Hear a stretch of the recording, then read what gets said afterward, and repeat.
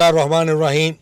आज इमरान खान को गिरफ्तार करके तुम समझ रहे हो कि तुमने बहुत बड़ा फतह हासिल कर ली है। तुमने एक मुल्क दूसरे मुल्क के ऊपर, दुश्मन के ऊपर झंडे गाड़ दिए है। ये तुम्हारी सोच है, ये तुम्हारी बुज़दिली की अक्कासी है कि तुम उस बंदे को जिसके इस मुल्क के ऊपर एहसानात है, जिसने इस मुल्क के लिए तुम्हें वर्ल्ड कप दिया, जिसने तुम्हें चारों सूबों के अंदर कैंसर हॉस्पिटल बना के दिए, जिसने नमन यूनिवर्सिटी बना के दी जिसमें गरीब बच्चे जो है वो तालीम हासिल करते हैं, और तुम उस शहजादे को तुम उस धक्के देकर उसको पकड़ रहे हो, धक्के देकर उसको लेके जा रहे हो। शर्म आनी चाहिए तुम्हें। बेगैरती की इंतहा है ये।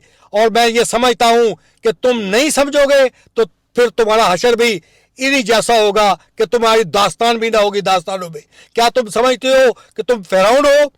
ये फिरौनियत जो है ये अल्लाह को पसंद नहीं है। और एक बात सुन लो, कान खोल के सुन लो कि ये फिरौनियत नहीं चलेगी।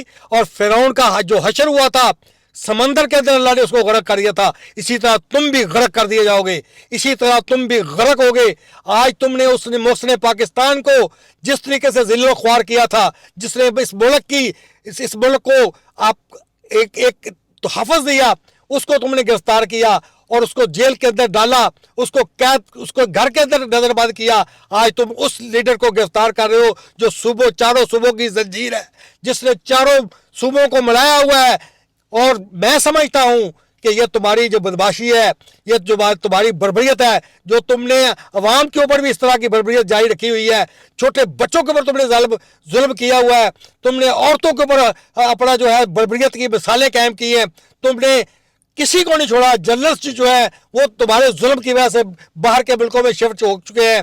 और सोशल मीडिया के ऊपर तुमने जो एंकर पर्सन थे, जर्नलिस्ट थे, तुमने उनको हरसा किया हुआ है, उनको जेलों में डाला हुआ है।